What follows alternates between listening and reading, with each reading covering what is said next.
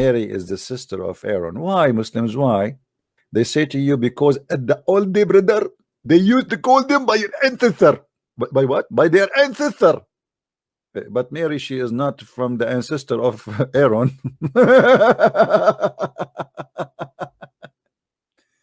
Mary is from different tribe, Abdul. She have nothing to do with the tribe of Moses. When the Christian, the Jews start making fun of Muhammad after he said, "Oh, sister of Aaron," Ka'b al-Ahbar came to Aisha and he said to her, "But this is not right. But I know that between Mary, the mother of Jesus, and Aaron, there's a couple of hundred of years." Aisha says to him, "You did lie, and the Prophet told the truth." Ka'b al-Ahbar, he said, when he noticed that Aisha she getting angry, he said, "Well, for sure the Prophet he knew better, but as I know that between Mary and Moses there is a couple of hundred of years." When Muhammad came home and people start saying to him, "Are you stupid or what? What do you mean that Mary is the sister of Aaron?" Muhammad, he want to fix it. It's too late now. He said that this is Allah speaking. What he can say, it's a mistake. So Muhammad, he have to come with a solution. He said, in the old days, they used to call them with their ancestor. But that will not help too, because Mary, she is not from the ancestor of Moses, which is the brother of Aaron. All what happened, Muhammad the dummy, he heard the Jews saying that Aaron, he have a sister, her name is Mary, which Maryam. So Aaron and Moses and Maryam are three from one family. So Muhammad, he come to the conclusion that this is must be Maryam is the same Maryam. She is the sister of Aaron. When the Muslim they try to cover up this story by saying that Muhammad said, our prophet said, that people they used to be called by their ancestor, that will be contradiction for the Quran, because the Quran says you call them by their fathers. In the Quran it says clearly you have to call somebody after his true father, and Moses and Aaron, they are not a true father, and not only that, they are not even from the same tribe, which means they are not from the ancestor, which means Muhammad even making it worse when he said that. And there is additional way to confirm that this is a very, very stupid error. Anyone knows how we can confirm that? Who's a Muslim wanna call me? Hello? Who is a Muslim wanna tell me what is the name of the father of Moses? Mayday, Mayday. Who is a Muslim? Hold on, Muslim, they will not answer you unless you sing it for them, the Quran.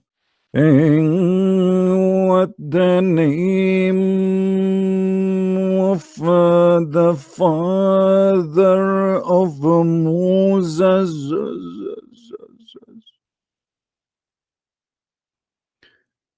If there is anyone can tell me what the name of the father of Moses is, I cannot squeeze myself more to ask you what is the name of the father of Moses. What the heck? Until now there's no response. I mean, we made Quran for you. Do you know why the Muslims are not answering? Because it's very embarrassing. The father of Mary is Umran. The father of Moses is Umran too. Unbelievable. So they try to fix it. They say to us, "Oh brother, they used to call them by their ancestor." The Christian, there's a guy, his name is the Christian Prince. He always say how Allah he called in the Quran Mary the sister of Aaron. That because he's stupid. In the old days, brother, they used to call a person by his ancestor. And this is proven by history and books, even from the Bible. What Bible? What are you talking about? Mary in the Quran, her father is Umran. This is why there's a chapter in the Quran, it's called the chapter of Umran. Mary father, his name is Umran. Musa's father, his name is Umran. And Mary is the sister of Aaron. How more we need to prove that Muhammad is making pupu? Halo semua. Beberapa waktu yang lalu, Bapak Gracia Pelo membuat video di channel Inyo Manis yang berjudul Quran Bukan Kitab Sejarah. Kisah Injil zaman Musa, Quran Al-Araf 157. Apa yang dipaparkan oleh Gracia Pelo di dalam video itu sudah sangat bagus. Namun, sepertinya ada beberapa hal yang perlu saya tambahkan karena saya teringat bahwa teman-teman yang muslim hanyalah kaum penghafal yang tidak mengerti apa yang dihafalkan. Kita bangga menghafal Al-Quran tapi tidak memahami Al-Quran. Senang mengulang berbahasa Arab tapi tidak mengerti bahasa Arab. Suka membaca Al-Quran tapi tidak memahami maknanya. Akhirnya apa? Menjadi keledai di Indonesia. Dan sepertinya banyak teman-teman Kristen yang juga kurang paham sejarah. Sehingga mungkin banyak yang kurang paham apa yang menjadi masalah di dalam Al-Quran surah 7 ayat 157 itu. Jadi pada video ini, saya akan coba menjelaskan dengan sejarah dan bahasa yang lebih sederhana, supaya teman-teman tahu betapa fatalnya kesalahan Al-Quran surah 7 ayat 157. Sebelum kita mulai, saya ingin memberitahukan bahwa channel Gracia Pelo namanya Inyo Manis, dan linknya sudah saya taruh di deskripsi video ini, supaya teman-teman bisa subscribe channel Gracia Pelo juga, karena banyak hal yang dia jelaskan dengan sangat baik, dan tidak bisa saya taruh ke channel ini semuanya. Gracia Pelo juga menerbitkan buku-buku untuk teman-teman yang mau belajar apologetika. Saya sangat merekomendasikan buku-buku Gracia Pelo karena buku-buku itu bisa menjadi buku pegangan untuk teman-teman menjawab tuduhan-tuduhan standar yang dilontarkan oleh teman-teman muslim. Jadi, teman-teman silakan beli buku-buku karya Gracia Pelo dan subscribe channel Inyo Manis setelah nonton video ini ya. Nah, buat teman-teman muslim yang takut untuk murtad, nggak usah nonton video ini ya. Karena jika kamu menonton video ini, kamu akan menjadi sadar dan melihat dengan jelas bahwa Al-Quran tidak mungkin wahyu dari Tuhan. Kalau kamu terus nonton video ini, berarti kamu sudah siap untuk membuka hati dan pikiranmu untuk melihat fakta bahwa Al-Quran tidak mungkin wahyu dari Tuhan. Dan kamu sudah siap untuk murtad. Dulu saya dengan Gus Dur bicara seperti ini. Kata Gus Dur, ya memang begitu Pak Sakur. Saya ini beragama kayak pegang bara. Dilepas nggak boleh, dipegang saya sakit. Ya kan artinya. Oleh karena itu yuk sekarang kita berpikir. Jangan takut murtad dong. Daripada kamu mempercayai sesuatu yang tidak benar. Betul nggak? Ya iya, berpikir kritis, berpikir kritis, berpikir kritis. Selama ini kita dididik beragama ini dengan cara pejamkan matamu, matikan lampu, tutup jendela, kunci pintu. Yakinlah begitu caranya. Selama ini kan begitu. Pokoknya kan begitu. Yuk kita berbicara rasional. Bagaimana? Kamu mau terus menghafal apa yang kamu tidak mengerti dan hidup di dalam dusta? Atau kamu mau melihat kebenaran dan keluar dari Islam? Kalau kamu mau terus hidup di dalam dusta tanpa mengetahui kebenaran, silakan tutup video ini sekarang ya. Karena setelah lagu pembukaan video ini, hati dan pikiranmu akan siap untuk menerima kebenaran dan keluar dari Islam. Oke, kita mulai aja ya.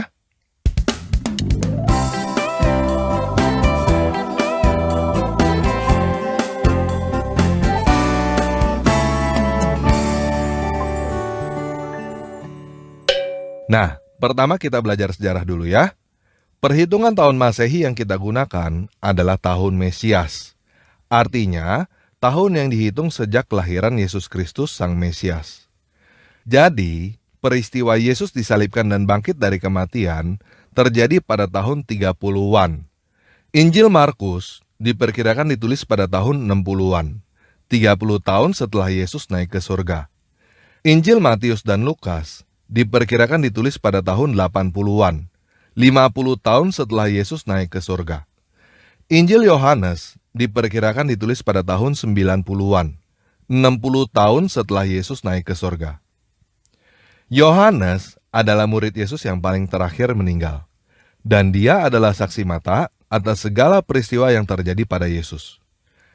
Jadi, Injil Matius, Markus, dan Lukas sudah beredar di kalangan gereja ketika Yohanes masih hidup.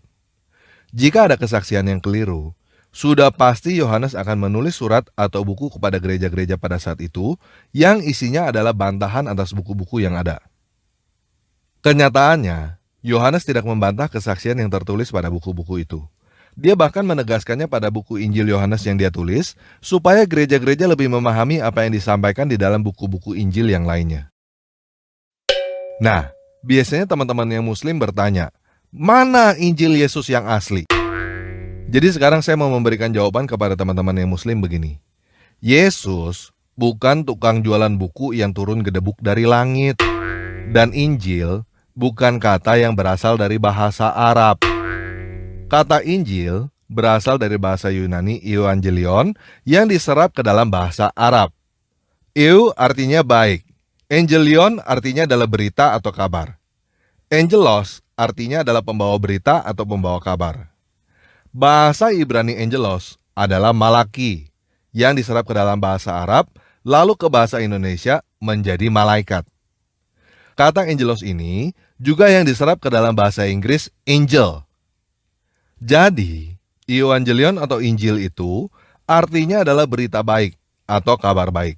Bukan judul buku yang turun gedebuk dari langit yang tidak seorang pun tahu apa artinya. Nah, apa Injilnya?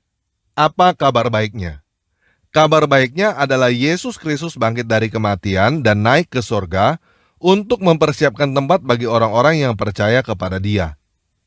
Injil Matius, Markus, Lukas, Yohanes adalah buku-buku kesaksian tentang kabar baik itu.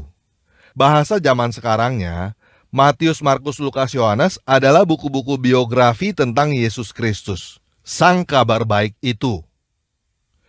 Kenapa ada 4? Karena ada 4 orang yang menulis dengan sudut pandang kesaksian yang berbeda. Kesaksian satu orang bisa dipertanyakan. Kesaksian 2 orang lebih kuat. Ini ada 4 orang yang menulis dengan sudut pandang yang berbeda, supaya kamu yakin bahwa kesaksian ini adalah benar. Ada 4 orang yang menulis kesaksian, berarti kesaksian itu sudah sangat kuat. Jadi, teman-teman yang Muslim jangan pertanyakan kenapa Matius, Markus, Lukas, Yohanes disebut Injil. Pertanyakan kenapa Al-Quran tertulis kata Injil, yang bukan bahasa Arab, dan kenapa kalian tidak mengerti apa artinya, tetapi disuruh hafalin doang. Sampai di sini paham ya? Nah, Musa kira-kira hidup pada tahun 1500 sebelum Masehi. Jadi, ada jarak 1500 tahun antara Musa dengan Yesus. Kalau teman-teman yang Muslim sulit membayangkan berapa lama 1500 tahun itu, sekarang tahun 2020. Muhammad kira-kira hidup pada tahun 600-an. Jadi, jarak antara kamu dengan Muhammad adalah 1400 tahun. Jarak antara Musa dengan Yesus lebih jauh daripada jarak antara kamu dengan Muhammad. Nah, Musa adalah anak Amran dari suku Lewi, keturunan Israel. Musa mempunyai abang yang bernama Harun dan kakak perempuan yang bernama Miriam. Teman-teman yang Muslim perhatikan nama Miriam ya di situ ya. Teman-teman jangan sangka bahwa Miriam ini adalah Maria ibunya Yesus. Namanya memang mirip, tetapi Miriam dan Maria ibu Yesus bukan orang yang sama. Mereka berjarak 1500 tahun. Oke? Yang disebut dengan Torah atau Taurat adalah 5 buku pertama dari 39 buku yang ada di dalam Perjanjian Lama di dalam Alkitab. Arti kata Torah adalah hukum atau petunjuk. Di dalam Torah ada cerita tentang Musa, dan tidak semuanya ditulis oleh Musa. Sampai di sini paham ya? Nah, jadi sekarang kita udah paham. Di sini, kira-kira pada tahun 1500 sebelum Masehi, ada Musa, Harun, dan Miriam di dalam buku-buku yang teman-teman kenal dengan nama Taurat. Setelah 1500 tahun, di sini, pada abad pertama, ada Yesus di dalam buku-buku yang teman-teman kenal dengan namanya Injil. Kemudian, 600 tahun setelah Yesus, ada Muhammad dengan Al-Quran. Dan sekarang, ada kalian pada tahun 2000-an. Jelas ya? Nah, yuk sekarang kita baca Al-Quran Surah 7 ayat 148 sampai 157, terjemahan Kementerian Agama Republik Indonesia. Dan kaum Musa, setelah kepergian dalam kurung Musa ke Gunung Sinai, mereka membuat patung anak sapi yang bertubuh dan dapat melenguh, dalam kurung bersuara, dari perhiasan dalam kurung emas. Apakah mereka tidak mengetahui bahwa dalam kurung patung anak sapi itu tidak dapat berbicara dengan mereka dan tidak dapat dalam kurung pula menunjukkan jalan kepada mereka? Mereka menjadikannya dalam kurung sebagai sembahan. Mereka adalah orang-orang yang zalim. Dan setelah mereka menyesali perbuatannya dan mengetahui bahwa telah sesat, mereka pun berkata, "Sungguh jika Tuhan kami tidak memberikan rahmat kepada kami dan tidak mengampuni kami, pastilah kami menjadi orang-orang yang rugi." Dan ketika Musa kembali kepada kaumnya, dengan marah dan sedih hati dia berkata, "Alangkah buruknya perbuatan yang kamu kerjakan selama kepergianku. Apakah kamu hendak mendahului janji Tuhanmu?"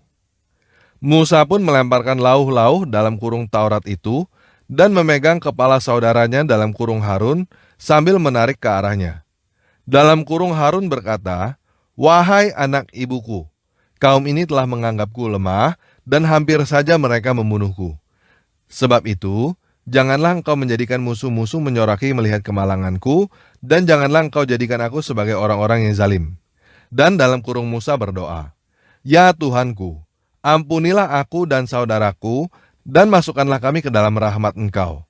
Engkau adalah Maha Penyayang dari semua penyayang." Sesungguhnya, orang-orang yang menjadikan dalam kurung patung anak sapi, dalam kurung sebagai sembahannya, kelak akan menerima kemurkaan dari Tuhan mereka dan kehinaan dalam kehidupan di dunia. Demikianlah kami memberi balasan kepada orang-orang yang berbuat kebohongan. Dan orang-orang yang telah mengerjakan kejahatan kemudian bertobat dan beriman, niscaya setelah itu Tuhanmu Maha Pengampun, Maha Penyayang. Dan setelah amarah Musa mereda, diambilnya dalam kurung kembali lauh-lauh dalam kurung Taurat itu. Di dalam tulisannya, terdapat petunjuk dan rahmat bagi orang-orang yang takut kepada Tuhannya. Dan Musa memilih 70 orang dari kaumnya untuk dalam kurung memohon tobat kepada kami pada waktu yang telah kami tentukan.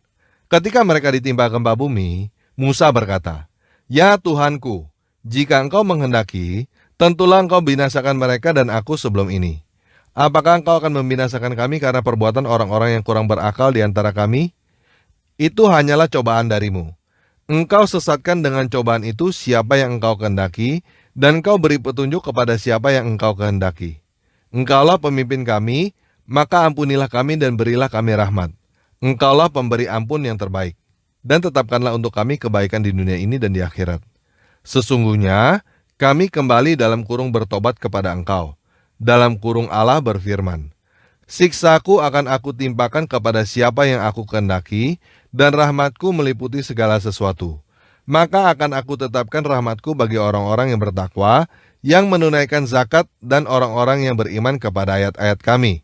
Dalam kurung yaitu orang-orang yang mengikuti Rasul, Nabi yang umi, dalam kurung tidak bisa baca tulis, yang dalam kurung namanya, mereka dapati tertulis di dalam Taurat dan Injil yang ada pada mereka, yang menyuruh mereka berbuat dari yang makruf dan mencegah dari yang mungkar, dan yang menghalalkan segala yang baik bagi mereka dan mengharamkan segala yang buruk bagi mereka, dan membebaskan beban-beban dan belenggu-belenggu yang ada pada mereka. Adapun orang-orang yang beriman kepadanya, memuliakannya, menolongnya, dan mengikuti cahaya yang terang yang diturunkan kepadanya, dalam kurung Al-Quran, mereka itulah orang-orang yang beruntung. Nah, teman-teman udah bisa lihat belum ada yang aneh? Belum bisa lihat ya? Jadi begini, umat muslim percaya bahwa Al-Quran adalah wahyu dari Allah. Al-Quran surah 7 ayat 148-157 ini diklaim sebagai informasi langsung dari Allah melalui Jibril, melalui Muhammad kepada umat muslim. Pada ayat 156-157 diceritakan bahwa Allah berkata kepada Musa pada tahun 1500 sebelum Masehi bahwa Allah memberikan rahmat kepada orang-orang yang mengikuti Rasul, Nabi yang umi, yang namanya mereka dapati tertulis dalam Taurat dan Injil yang ada pada mereka. Siapa mereka yang dimaksud?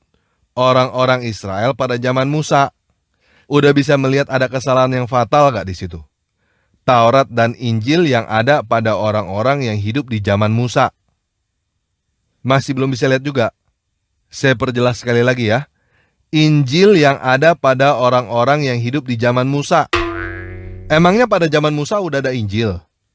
Ayat ini, seperti saya berkata kepada kamu, para pengikut Muhammad mengerti apa yang mereka ketik di dalam ponsel yang ada pada mereka. Emangnya di zaman Muhammad udah ada ponsel? Hah? Apa? Kamu nggak tahu apakah di zaman Muhammad udah ada ponsel? Aduh, kasihan deh kamu. Di zaman Muhammad itu belum ada yang namanya ponsel. Begitu juga di zaman Musa, belum ada yang namanya Injil. Jadi begini guys, Muhammad tidak mengerti sejarah. Dia menyangka bahwa Maria ibu Yesus adalah orang yang sama dengan Miriam kakaknya Musa. Dia menyangka bahwa Yesus adalah anaknya Miriam, cucu Amran. Dia menyangka bahwa Musa dan Yesus hidup sejaman guys. Dia kira Yesus itu adalah ponakannya Musa. Makanya di dalam surat 7 ayat 157 disebutkan bahwa Taurat dan Injil yang ada pada orang-orang di zaman Musa.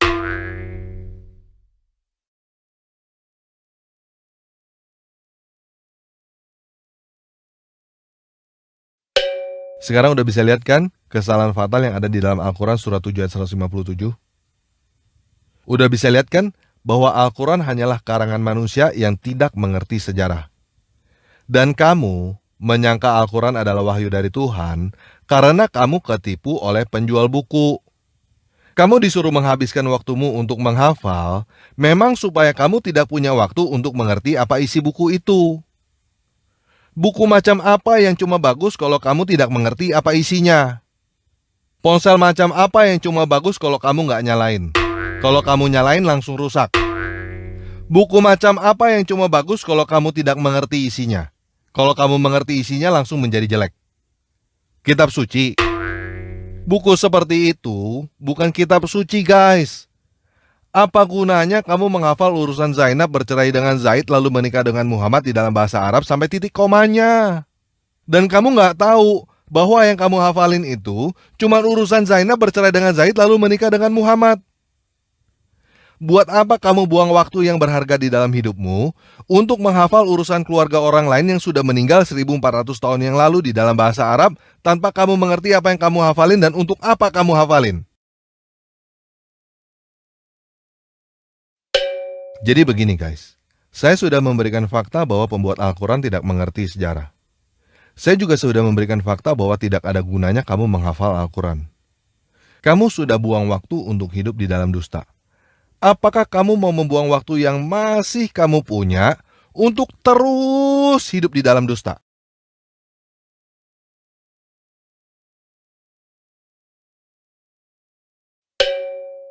Kalau kamu sudah sadar bahwa Al-Quran bukan wahyu dari Tuhan, silakan ketik saya keluar dari Islam pada kolom komentar di bawah video ini setelah video ini selesai ya. Kalau kamu masih belum yakin dengan apa yang saya sampaikan, silakan kamu buka quran.kemenak.go.id. Baca seluruh isi Al-Quran yang sudah diterjemahkan ke dalam bahasa Indonesia oleh Kementerian Agama itu. Ketika kamu baca Al-Quran di dalam bahasa yang kamu mengerti, pertanyakan apakah kamu layak untuk membuang waktumu untuk menghafal ayat-ayat yang kamu baca itu di dalam bahasa Arab. Semakin kamu baca Al-Quran di dalam bahasa yang kamu mengerti, kamu akan semakin sadar bahwa Al-Quran itu tidak layak untuk dihafal, apalagi di dalam bahasa Arab. Dan akhirnya, kamu akan menjadi sadar bahwa Al-Quran sama sekali bukan wahyu dari Tuhan. Setelah kamu sudah sadar bahwa Al-Quran bukan wahyu dari Tuhan, segera keluar dari agama Islam ya. Oke, sekian video kali ini. Yesus Kristus penguasa saya, memberkati kamu.